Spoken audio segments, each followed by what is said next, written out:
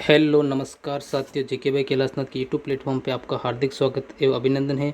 अगर आप किसी भी प्रतियोगी परीक्षा की तैयारी कर रहे हो और आप बेहतरीन कंटेंट की राह में है तो ये क्लास आपके लिए रामबाण साबित है, क्योंकि मैं कैलाशनाथ आज आपके बीच में करंट अफेयर्स एमसीक्यू की क्लास लेके आया हूँ, जो अपने इस चैनल जेके भाई कैलाशनाथ के यूट्यूब चैनल पर यह हमेशा ये क्लास होती हैं।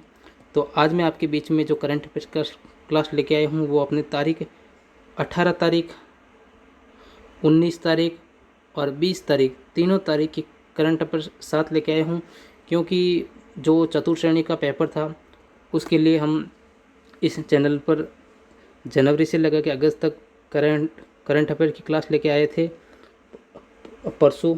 तो कल अपनी कोई क्लास हुई नहीं थी, तो इस वजह से हमने 18, 19, 20 की क्लास एक साथ कर ली थी। इस चैनल पे आपको करंट अफेयर्स की क्लास रेगुलर देखने को मिलेगी। तो पहले तो इस क्लास को शुरू करने से पहले अपने इस क्लास को ज़्यादा से ज़्यादा शेयर व अपने जेके भाई कैलाशनाथ के यूट्यूब प्लेटफॉर्म को सब्सक्राइब कर दे और बेल आइकन को ऑन कर दे, ताकि कोई भी आने वाली क्लास सबसे पहले आपको मिले। अब कोई बिना देरी किए हुए इस क्लास को शुरू करते हैं।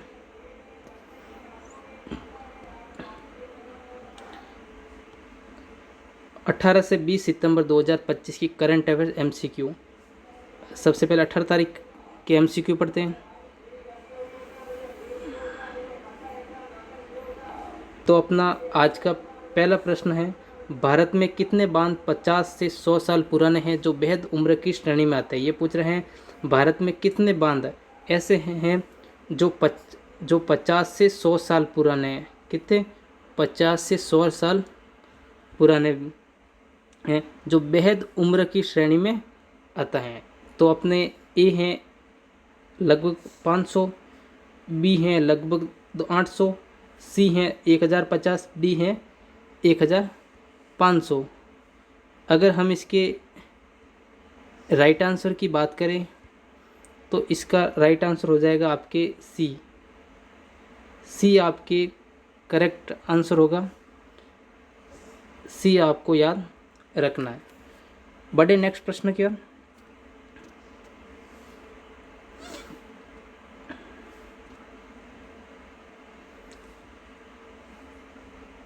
प्रश्न संख्या 2, भारत की कौन सी नीति 2025 में भूतापीय ऊर्जा से संबंधित है। ये पूछ रहे हैं भारत की कौन सी नीति जो 2025 में भूतापीय ऊर्जा से संबंधित है। भूतापीय ऊर्जा से एक है राष्ट्रीय नीति ऑन सौर ऊर्जा, बी है राष्ट्रीय नीति ऑन भू ऊर्जा, सी है राष्ट्रीय नीति ऑन भूतापीय ऊर्जा 2025, डी है जल नीति 2025। तो हम इसके राइट आंसर की बात करें तो आपकी सी करेक्ट आंसर हो जाएगा। सी आपके करेक्ट आंसर हो जाएगा।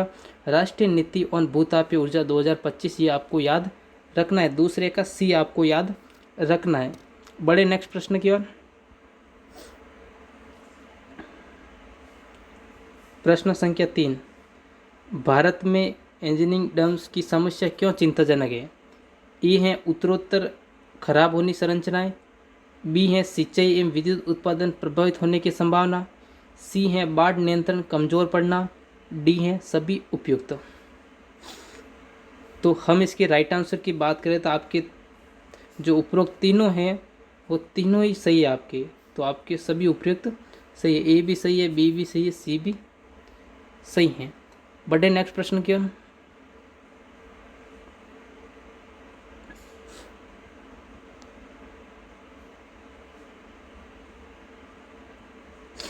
प्रश्न संख्या 4, करंट इलिसिटिंग ड्रग लैंडस्केप अवैध नशे की स्थिति विषय से संबंधित रिपोर्ट किस संस्था की प्रकाशित हुई है।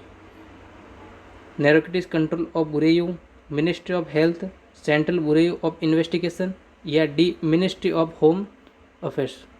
तो बताओ इसका राइट आंसर। तो चौथे की हम राइट आंसर की बात करते, ए आपके करेक्ट आंसर होगा। ए आपके करेक्ट आंसर होगा, आपको ए याद रखना है। बढ़े नेक्स्ट प्रश्न क्या। प्रश्न संख्या 5, 18 सितंबर 2025 को वर्णित जेंडर इनइक्वालिटी इन इंडिया विषय में क्या मुख्य मुद्दा बताया गया है। तो ए है महिलाओं की शिक्षा का अभाव, बी है उत्पादों और समान वस्तुओं पर महिलाओं को अधिक मूल्य देना, सी है महिला सशक्तिकरण की सरकारी योजनाएं, डी है महिला राजनीतिक भागीदारी का स्तर है। तो हम इसके राइट आंसर की बात करें तो आपके बी करेक्ट आंसर हो जाएगा। बी आपको याद रखना है, उत्पादों और समान वस्तुओं पर महिलाओं को अधिक मूल्य देना। तो बढ़े नेक्स्ट प्रश्न की ओर। प्रश्न संख्या 6, मेटा डिस्प्ले स्मार्ट ग्लासेस किस दिन चर्चा में आई खबरों में शामिल थी? तो ए है 17 सितंबर, बी है 18 सितंबर, सी है 19 सितंबर, डी है अपने 20 सितंबर। तो हम इसके राइट आंसर की बात करें तो आपका बी करेक्ट आंसर हो जाएगा। 18 सितंबर आपको याद रखना है। बढ़े नेक्स्ट प्रश्न की ओर।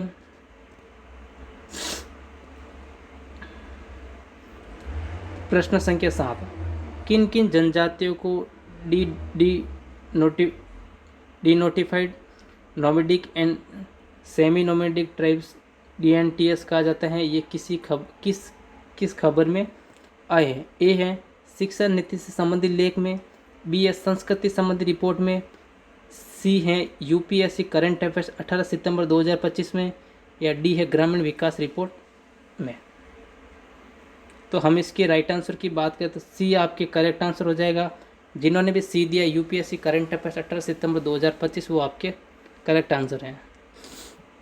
बढ़े नेक्स्ट प्रश्न क्या।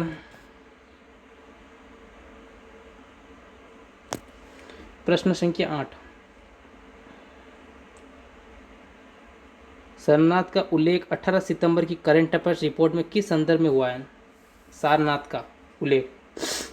का उल्लेख 18 सितंबर की करंट अफेयर्स की किस संदर्भ में हुआ है? ए है पर्यटन स्थल के रूप में, बी है पर्यावरणीय महत्व के रूप में, सी है सांस्कृतिक विरासत के रूप में, डी है सभी उपयुक्त।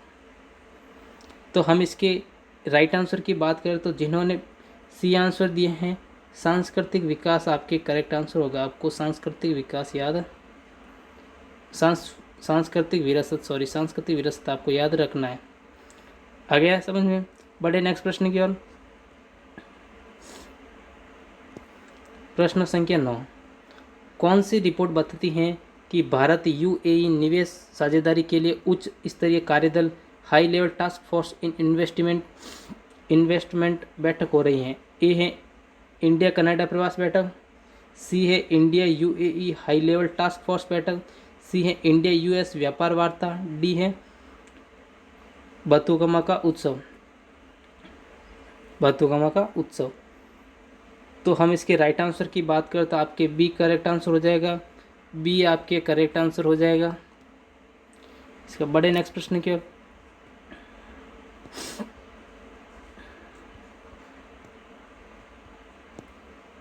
प्रश्न संख्या 10,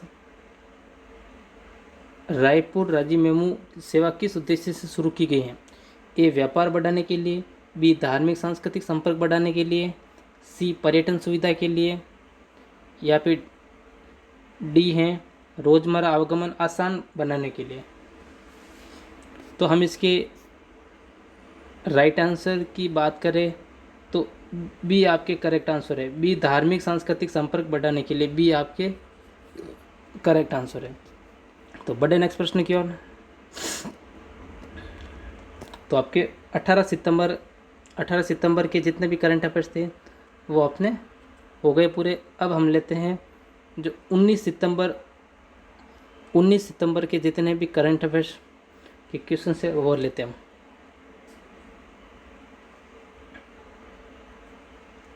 देखते हैं 19 तारीख के पहला प्रश्न, राजस्थान में भीलवाड़ा के किसान किस विषय पर प्रदर्शन कर रहे हैं?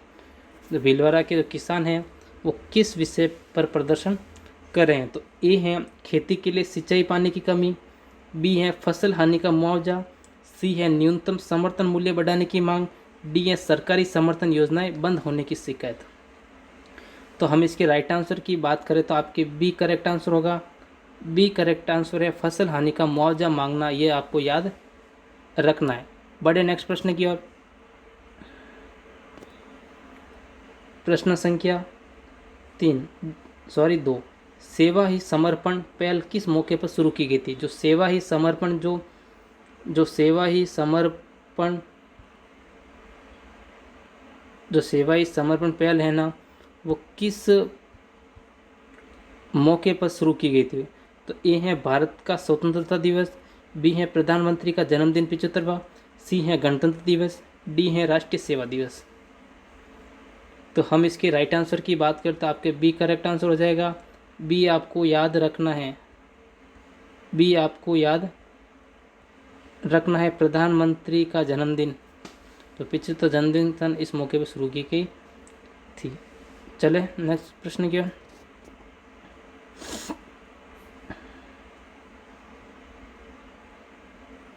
तो प्रश्न संख्या 3 देखते हैं। बतुरकामा 2025 उत्सव के लिए तेलंगाना सरकार ने क्या योजना बनाई है? ए है उसे खेत उत्पाद महोत्सव के रूप में मनाना, या फिर बी है उत्सव को रियो कार्निवाल की तरह मॉडल करना, या सी केवल वॉरगल में आयोजन करना, या डी पर्यावरण मित्र तत्वों को शामिल न करना। तो हम इसके राइट आंसर की बात करें तीसरे की, तो इसका राइट आंसर होगा बी। बी आपको याद रखना है, उत्सव को रियो कार्निवल की तरह मॉडल करना। बढ़े नेक्स्ट प्रश्न की ओर। प्रश्न संख्या 4, यूपेट्स 2025 क्या है? कृषि मेले का आयोजन, बी है अंतर्राष्ट्रीय व्यापार प्रदर्शन ट्रेड शो, सी है खेल प्रतियोगिता, डी है सांस्कृतिक उत्सव। तो हम इसके राइट आंसर की बात करें तो आपके इसके बी करेक्ट आंसर हो जाएगा, अंतर्राष्ट्रीय व्यापार प्रदर्शन ट्रेड शो, ये आपको याद रखना है। बढ़े नेक्स्ट प्रश्न की ओर। प्रश्न संख्या 5, भारत कनाडा संवाद का हाल में क्या उद्देश्य है? जो भारत कनाडा संवाद का क्या उद्देश्य है? ए है रक्षा सहयोग बढ़ाना, बी है आर्थिक और द्विपक्षीय संबंधों को पुनः सुदृढ़ करना, सी है सांस्कृतिक आदान प्रदान पर ध्यान देना, डी है शिक्षा नीति साझा करना। तो हम इसके राइट आंसर की बात करें तो बी करेक्ट आंसर है, आर्थिक और द्विपक्षीय संबंधों को पुनः सुदृढ़ करना, ये आपको याद रखना है। बढ़े नेक्स्ट प्रश्न की ओर। प्रश्न संख्या 6, राजस्थान हाईकोर्ट ने किस घटना के बाद सरकारी स्कूलों की सुरक्षा रोड मैप की समय सीमा बढ़ाई है? ये बोल राजस्थान हाईकोर्ट ने किस घटना के बाद जो सरकारी स्कूल है ना की सुरक्षा रोड मैप की सीमा बढ़ा दी गई है। तो ए है स्कूल बस दुर्घटना, या फिर बी है स्कूल की दीवार गिरने की घटना, पीपलोदियम बच्चों की मृत्यु, या सी है बचाव अधिकार की कमी, डी है स्कूलों में बिजली हादसे। तो हम इसके राइट आंसर की बात करें तो बी आपका करेक्ट आंसर होगा, सरकारी स्कूलों की दीवारें गिरने की घटना, पीपलोदियम बच्चों की मृत्यु हुई थी ना, उस घटना को देखते हुए ये किया गया है। बढ़े नेक्स्ट प्रश्न की ओर। प्रश्न संख्या 7, Bharat UAE high level task force in investment की बैठक कब शुरू की गई? तो ए है 17 सितंबर, बी है 18 से 19 सितंबर 2 दिन की यात्रा के दौरान, या बी है 20 सितंबर, डी है 22 सितंबर। तो हम इसके राइट आंसर की बात करें तो बी करेक्ट आंसर होगा, 18 से 19 सितंबर 2 दिन की यात्रा के दौरान। बढ़े नेक्स्ट प्रश्न की ओर। प्रश्न संख्या 8, वर्तमान में भारत ने किस वैश्विक संगठन की परिषदों में पुनः निर्वाचित किया गया है? जो भारत ने किस वैश्विक संगठन की परिषदों में पुनः निर्वाचित किया गया है? तो ए है विश्व बैंक, बी है यूनिसेफ, सी है यूनिवर्सल पोस्टल यूनियन, या डी है WTO। तो हम इसके राइट आंसर की बात करें तो आपके सी करेक्ट आंसर हो जाएगा, यूनिवर्सल पोस्टल यूनियन UPO, ये आपको याद रखना है। बढ़े नेक्स्ट प्रश्न की ओर। प्रश्न संख्या 9, चीन मास्टर्स में किस भारतीय खिलाड़ी ने सीधे गेम जीत के साथ क्वार्टर फाइनल में प्रवेश किया? ए है चाइना नेहवाल, बी है पीवी सिंधु, सी है लक्ष्य सेन, डी है जोनाथन क्रिस्टी। तो हम इसके राइट आंसर की बात करें तो आपके बी करेक्ट आंसर हो जाएगा। बी करेक्ट आंसर हो जाएगा। पीवी सिंधु करेक्ट आंसर होगा आपके। बढ़े नेक्स्ट प्रश्न की ओर। प्रश्न संख्या 10, भारत और अमेरिका के बीच हालिया व्यापार वार्ताएं किस मुद्दे के चलते महत्व बढ़ गई हैं? ए है अमेरिकी आयात पर लगने वाले अधिक शुल्क, बी है रक्षा व्यापार, सी है शिक्षा विनिमय, डी है पर्यटन सहयोग। तो हम इसके राइट आंसर की बात करते ए करेक्ट आंसर है आपके। ए करेक्ट आंसर है अमेरिकी आयात पर लगने वाले अधिक शुल्क। आगे समझ में। बड़े नेक्स्ट प्रश्न की। तो अब है अपने जो 20 सितंबर के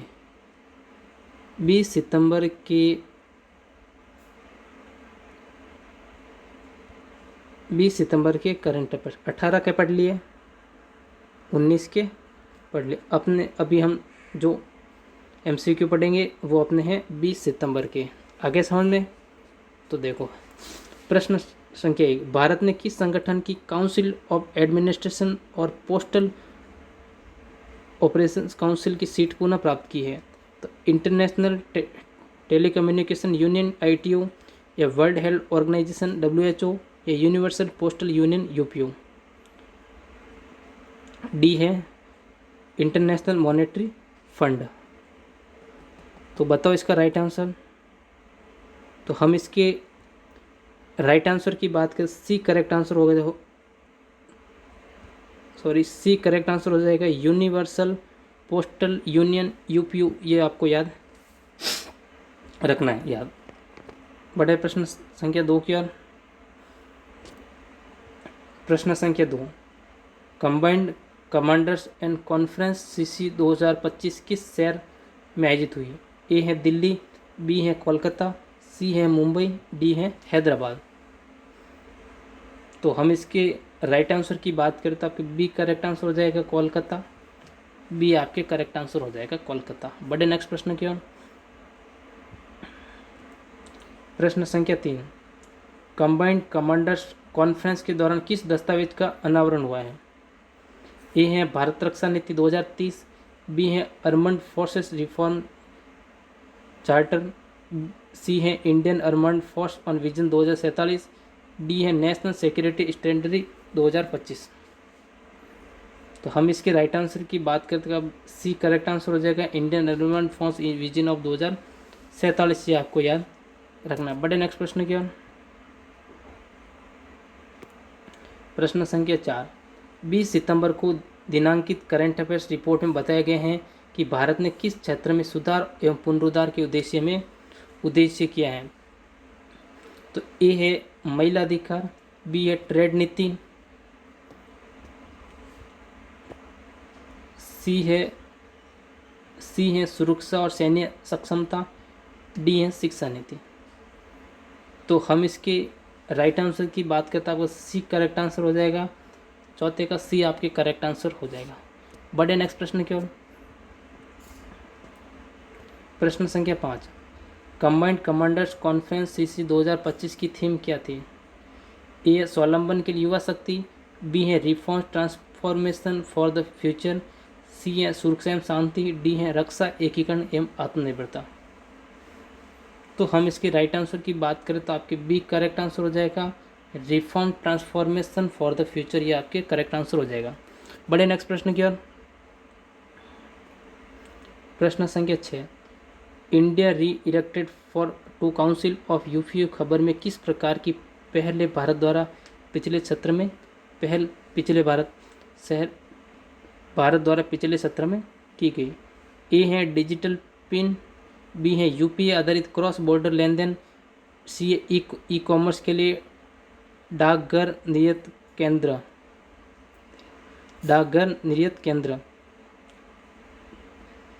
डी है उपरोक्त सभी। तो हम इसके राइट आंसर की बात करते हैं, डी करेक्ट आंसर हो जाएगा उपरोक्त सभी। आपको याद रखना है। तो बड़े नेक्स्ट प्रश्न की ओर। प्रश्न संख्या 7, Bharat UAE high level task force on investment की बैठक किस मंत्री द्वारा सह अध्यक्षता की जाएगी? ए है विदेश मंत्री, बी है वाणिज्य मंत्री कॉमर्स, सी है वित्त मंत्री, डी है प्रधानमंत्री। तो हम इसके राइट आंसर की बात करें, बी आपके करेक्ट आंसर हो जाएगा वाणिज्य मंत्री। आगे समझ में। बड़े नेक्स्ट प्रश्न की ओर। प्रश्न संख्या 8, कंबाइंड कमांडर्स कॉन्फ्रेंस कितने दिनों की थी? 1 दिन, 2 दिन, 3 दिन, 4 दिन। तो हम इसके राइट आंसर की बात करें तो सी करेक्ट आंसर है 3 दिन। 3 दिन करेक्ट आंसर है। बड़े नेक्स्ट प्रश्न की ओर। प्रश्न संख्या 9, कौन सी चीज़ मल्टी डोमेन वॉरफेयर के संदर्भ में सीसी में चर्चा का विषय बनी? ए है क्षेत्रीय एकीकरण, बी है सामरिक दृष्टिकोण का आधुनिकीकरण, सी है परिचालन तत्परता ऑपरेशन रेडिनेस, डी है उपरोक्त सभी। तो हम इसके राइट आंसर की बात करें, डी करेक्ट आंसर हो जाएगा आपके। डी करेक्ट आंसर आपको याद रखना है। बड़े नेक्स्ट प्रश्न की ओर। प्रश्न संख्या 10, कौन सी घटना 20 सितंबर 2025 के समाचारों में नहीं थी? India reelected to UPA council, B है सीसीसी में विजन 2047 दस्तावेज का अनावरण, सी है भारत चीन सीमा विवाद, डी है भारत यूएई निवेश बैठक। तो हम इसके राइट आंसर की बात करें, बी आपके करेक्ट आंसर हो जाएगा। बी आपके करेक्ट आंसर हो जाएगा, सीसीसी में विजन 2047 दस्तावेज का अनावरण। बड़े नेक्स्ट प्रश्न क्या। प्रश्न आपके हो गए हैं। इस क्लास में हमने 18, 19 और 20 तारीख के करंट अफेयर्स देखे हैं। तो क्लास कैसी लगी? क्लास बढ़िया लगी हो तो सुंदर सा कमेंट छापना। ये जो चैनल है YouTube channel GK by Kailashnath के यूट्यूब चैनल पर रेगुलरली करंट अफेयर्स की क्लास होती हैं। जो देखना ना भूले, जो आगामी परीक्षा होगी उसमें काफ़ी रामबाण साबित होगी। और अपना इंस्टाग्राम अकाउंट ऑफिशियल अकाउंट होगी, आपको किसी भी तरह का कोई डाउट हो तो इस इंस्टाग्राम आईडी पे आप बातचीत कर सकते हैं। तो क्लास को जल्दी से जल्दी शेयर करना। तो आज के लिए इतना ही। बाय बाय, जय हिंद। मिलते हैं कल 21 तारीख वाली क्लास में।